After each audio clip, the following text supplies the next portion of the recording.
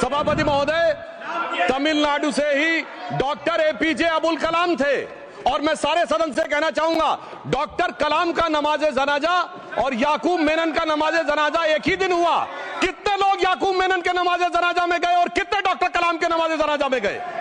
Doctor कलाम memorial पे कितने लोगों की फोटो है, दिखाएं मुझे, सोशल मीडिया पे पोस्ट की हो। मगर अफजल हालात का मारा था, आपके एक मंत्री का ऑफिशियल ट्वीट है, वही सदन के सदस्य नहीं तो मैं नहीं बोल रहा हूं। याकूब मेनन की जुडिशियल किलिंग हुई, आपके एक नेता का, मिनिस्टर का ऑफिशियल ट्वीट है, सदन के सदस्य नहीं है इसलिए नहीं बोल रहा हूं। और सर 26/11 आरएसएस ने कराया, सदन के सदस्य बैठे हुए हैं।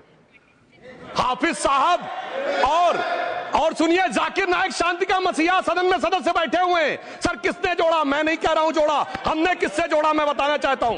मैं अपनी बात, सर मैंने नाम किसी का नहीं लिया। सर आपने उड़ता तीर क्यों पकड़ लिया? सर मैंने नाम नहीं लिया, उड़ता तीर क्यों पकड़ लिया?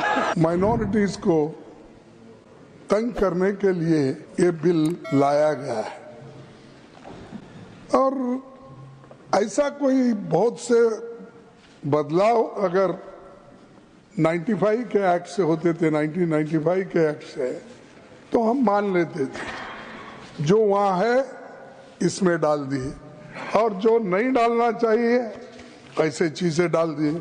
मेरे पास तो कंपैरेटिव स्टेटमेंट है, हर अगर मैं बोलते कहूँ इस पर तो वक्त बहुत लगेगा।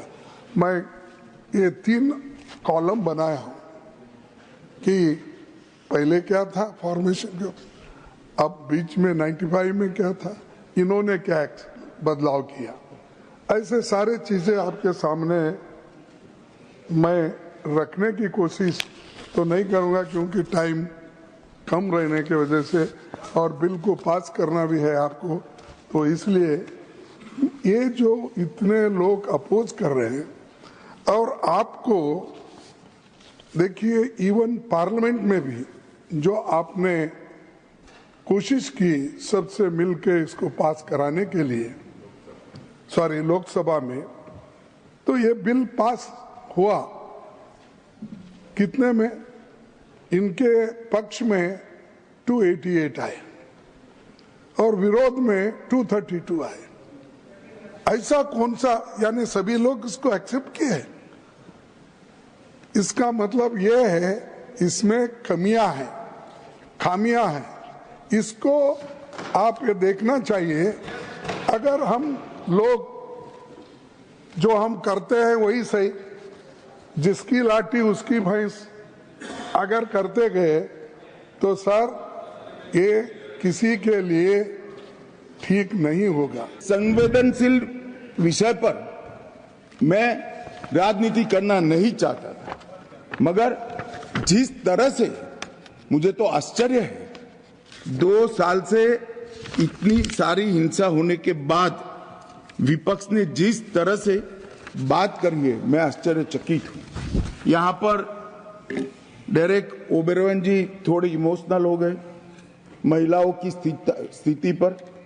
डेरेक साहब, यहाँ तो जातीय हिंसा हुई थी, दोनों समुदाय आमने सामने भिड़ गए थे, इसमें कई महिलाओं से दुर्व्यवहार हुआ।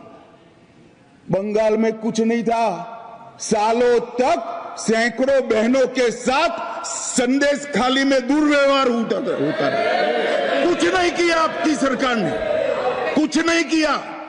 आरजी कार में भी कुछ नहीं किया। आप जवाब नहीं दे सकते। और वो दुर्व्यवहार आपकी ही पार्टी के नेता ने किया था, जिसको आपको सस्पेंड करना पड़ा था।